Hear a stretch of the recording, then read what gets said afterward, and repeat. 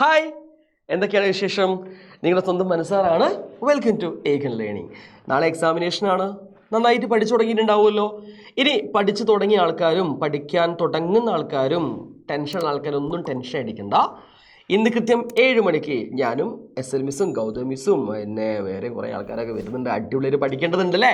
അപ്പോൾ ലൈവിൽ എല്ലാവരും വരണം, ഫ്രണ്ട്സിനെയും കൂട്ടി വരണം. സെറ്റാണല്ലോ? സെറ്റായിട്ട് പഠിക്കാം കേട്ടോ. ഓക്കെ. ASM മിസ് ഉണ്ട്, സാഞ്ചസ് മിസ് ഉണ്ട്, അങ്ങനെ കുറേ ആൾക്കാരുണ്ട് കേട്ടോ ഇന്ന് വൈകുന്നേരം. സോ നമുക്ക് അടിപൊളിയായിട്ട് പഠിക്കാം. ഇന്ന് ഞാൻ നിങ്ങളെ പരിചയപ്പെടുത്താൻ പോകുന്നത് ഏറ്റവും പ്രധാനപ്പെട്ട കുറച്ച് ചോദ്യങ്ങളാണ്. എനിക്ക് തോന്നുന്നു ഈ മോസ്റ്റ് ഇമ്പോർട്ടൻറ്റ് ക്വസ്റ്റ്യൻസ് എക്സാമിന് വരുന്നു. തുടങ്ങിയാലോ? ഫസ്റ്റ് ക്വസ്റ്റ്യനിലേക്ക് കടക്കാം. ഈ ചോദ്യങ്ങൾ കണ്ടോ? ഇതിൽ പിക്ക് ഔട്ട് ദ കറക്റ്റ് റെപ്രസെൻറ്റേഷനാണ്. ഇവിടെ കുറേ എണ്ണം തന്നിട്ടുണ്ട്. ഇതിൽ ശരിയായി രേഖപ്പെടുത്തിയത് വേണമെങ്കിൽ പറയാം, കൂട്ടത്തിൽപ്പെട്ടതൊക്കെ പറയാം അല്ലേ, അങ്ങനെയൊക്കെ ചോദ്യങ്ങൾ ഉണ്ടായിരിക്കും. സോ ഇത്തരം ചോദ്യങ്ങൾ വളരെ ഇമ്പോർട്ടൻ്റ് ആണ്. യൂണിറ്റുകൾ എങ്ങനെയാണ് രേഖപ്പെടുത്തുക നമുക്ക് അറിയില്ലെങ്കിൽ ഈ 1 മാർക്ക് പോവും. അപ്പോൾ 1 മാർക്ക് പോകാൻ പാടില്ല. അതുകൊണ്ട് എങ്ങനെ നമുക്ക് ഈ 1 മാർക്ക് നേടിയെടുക്കാൻ നോക്കാം. നോക്കൂ, 37.65 മീറ്റർ ശരിയാണ്. കാരണം അങ്ങനെ എഴുതുക കൃത്യമായിട്ട്.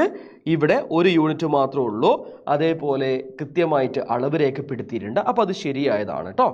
ഇനി 37 മീറ്റർ 65 സെൻറ്റിമീറ്റർ ഇങ്ങനെ എഴുതാൻ പാടില്ല. നമ്മൾ പഠിച്ചിട്ടുണ്ട് ഒരു യൂണിറ്റിൽ തന്നെ അല്ലെങ്കിൽ ഒരു ക്വാണ്ടിറ്റിയിൽ തന്നെ 2 യൂണിറ്റുകൾ ഉണ്ടാകാൻ പാടില്ല. അപ്പോൾ ഇത് റോങ് ആണ്. ഇനി 10 പാസ്കൽ എന്ന് പറഞ്ഞാൽ അത് ശരിയാണോ? തീർച്ചയായിട്ടും ശരിയാണ്. അപ്പോൾ ഈ ഉത്തരത്തിൽ 2 എണ്ണം ശരിയായിട്ടുണ്ട് അല്ലേ. ഇനി ഉണ്ടോ നോക്കണം. ഡി ഓപ്ഷൻ നമുക്ക് നോക്കാം. 20 കിലോഗ്രാം എന്ന് എഴുതിയപ്പോൾ എങ്ങനെ എഴുതിയത്?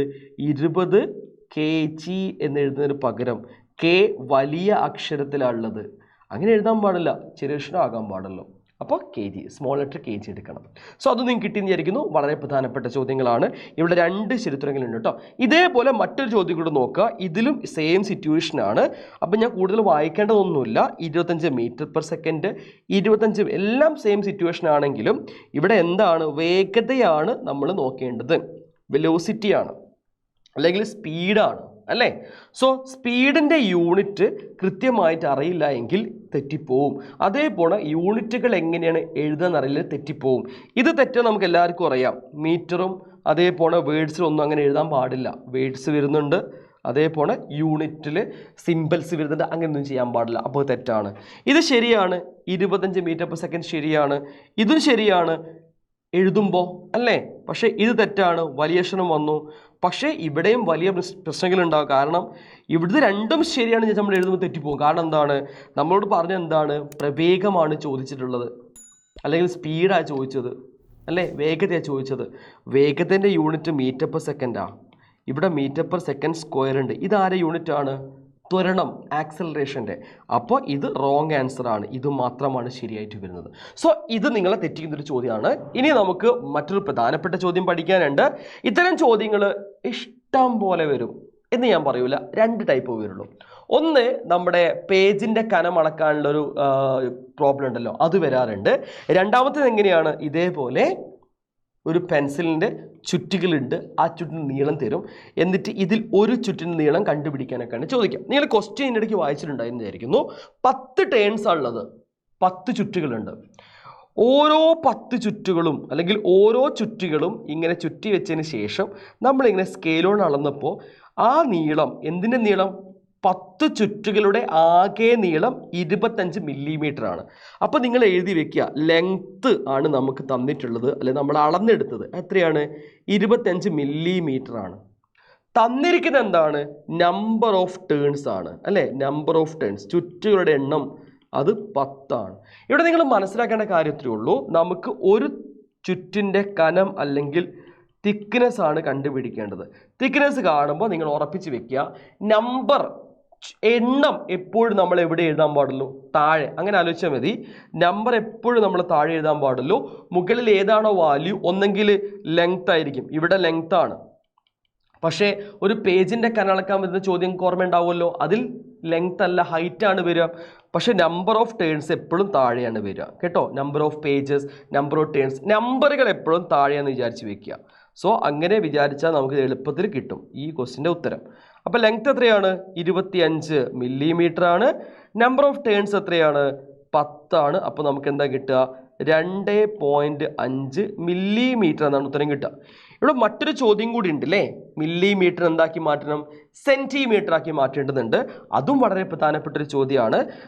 ഇത് നമ്മൾ ഒരു ചോദ്യം പഠിക്കുമ്പോൾ വേറെയും ഒരുപാട് കാര്യങ്ങൾ ഇവിടെ മനസ്സിലാക്കുന്നുണ്ടെന്ന് മനസ്സിലാക്കി വെക്കുക. ഇവിടെ നമ്മൾ മില്ലിമീറ്ററിനെ സെന്റിമീറ്റർ ആക്കാൻ പോകുന്നത്. അപ്പോൾ ചെറിയ വാല്യൂ മില്ലിമീറ്റർ ചെറിയ വാല്യൂ ആണ്, അതിനെന്താക്കാൻ പോവാണ്? സെന്റിമീറ്റർ ആയ വലിയ വാല്യൂ ആക്കാൻ പോവാണ്. അപ്പോൾ നമ്മൾ എന്താ ചെയ്യേണ്ടത്? ഡിവൈഡ് ചെയ്യാണ് വേണ്ടതെന്ന് മനസ്സിലാക്കി വെക്കുക. ഡിവൈഡ് ചെയ്യുമ്പോൾ എത്ര കൊണ്ട് ഡിവൈഡ് ചെയ്യണം? ഇവരുടെ ബന്ധം 10 മില്ലിമീറ്റർ ആണ് 1 സെന്റിമീറ്റർ എന്ന് മനസ്സിലാക്കി വെക്കുക. അപ്പോൾ ഇതല്ല ബന്ധം, പിന്നെ ഏതാണ്? ഇതാണ് ബന്ധം. 10 എണ്ണം ഉള്ളതാണ് 10 മില്ലിമീറ്റർ ആണ് എന്ത് 1 സെന്റിമീറ്റർ എന്ന് വരുമ്പോൾ നമ്മൾ എന്ത് ചെയ്യണം? 2.5 മില്ലിമീറ്ററിനെ 10 കൊണ്ട് ഹരിച്ചാൽ നമുക്ക് എന്ത് കിട്ടും? 0.25 സെന്റിമീറ്റർ എന്ന് കിട്ടും. മനസ്സിലാവുന്നുണ്ടോ? സോ ഇങ്ങനെയാണ് നമ്മളിത് മാറ്റി എഴുതേണ്ടത് കേട്ടോ. അതും നിങ്ങൾക്ക് മനസ്സിലായി വിചാരിക്കുന്നു. ഇനി നമുക്കൊരു ചോദ്യം കൂടി ചെയ്യാം അല്ലേ? ഈ കൺവേർഷൻ തന്നെയാണ്. എന്താ ചോദ്യം? SI യൂണിറ്റിലേക്ക് മാറ്റാനാണ് പറഞ്ഞത്. നോക്കൂ, ഗ്രാമിനെ SI ഉണ്ടാക്കാൻ കിലോഗ്രാം ആണ്, കിലോഗ്രാമിലേക്ക് മാറ്റണം. അപ്പോൾ 1 ഗ്രാം എത്ര കിലോഗ്രാം ആണെന്നാണ് ചോദിച്ചിരിക്കുന്നത്. അതാണ് SI യൂണിറ്റിലേക്ക് മാറ്റുമെന്ന് പറഞ്ഞാൽ. അപ്പോൾ ഞാൻ 2 കാര്യങ്ങൾ പറഞ്ഞു. ചെറുതിനെ നമുക്ക് വലുതാക്കണമെങ്കിൽ എന്ത് ചെയ്യണം? ഹരിക്കണം, ഡിവിഷനാണ്. അതേസമയത്ത് വലുതിനെ ചെറുതാക്കി എന്താ ചെയ്യേണ്ടത്? ഗുണിക്കണം, വാ ചെകു. നിങ്ങൾക്ക് ഈ ട്രിക്ക് ഞാൻ എത്രയോ തവണ പറഞ്ഞതാണ്, ഇല്ലെങ്കിൽ ഒന്നുകൂടി മനസ്സിലാക്കി വെക്കുക. വലുതിനെ ചെറുതാക്കാൻ ഗുണിക്കുക, വാ ചെകു എന്ന് പഠിച്ച് വെക്കുക. ചെറുതിനെ വലുതാക്കാൻ എന്താ ചെയ്യുക? ഹരിക്കുക. ഇത് പഠിച്ചാൽ മതി, അപ്പോൾ ഓട്ടോമാറ്റിക് ഇതും മനസ്സിലാവും അല്ലേ? അപ്പോൾ നമ്മൾ ഇവിടെ ചെറിയ ക്വാണ്ടിറ്റിയായ ഗ്രാമിനെ വലിയ ക്വാണ്ടിറ്റി ആക്കാൻ പോവുകയാണ്. അപ്പോൾ നമ്മളെന്താ? ഡിവിഷൻ. എത്ര ഡിവൈഡ് ചെയ്യണം? എത്ര ഗ്രാമാണ് 1 കിലോഗ്രാം നോക്കുക. അപ്പോൾ 1000 ഗ്രാമാണ് 1 കിലോഗ്രാം. അതുകൊണ്ട് നമ്മൾ എത്ര കൊണ്ട് ഹരിക്കണം? 1000 കൊണ്ട് വേണം ഇവിടെ ഹരിക്കാൻ. അപ്പോൾ നമുക്ക് എന്ത് കിട്ടും? ഇവിടെ ചെയ്യുകയാണെ 1/1000 ആണ് വരിക. 1/1000 വരും. അപ്പം നമ്മൾ ശരിക്കും ഇത് 1.0 നിങ്ങൾക്ക് എല്ലാവർക്കും അറിയാലോ.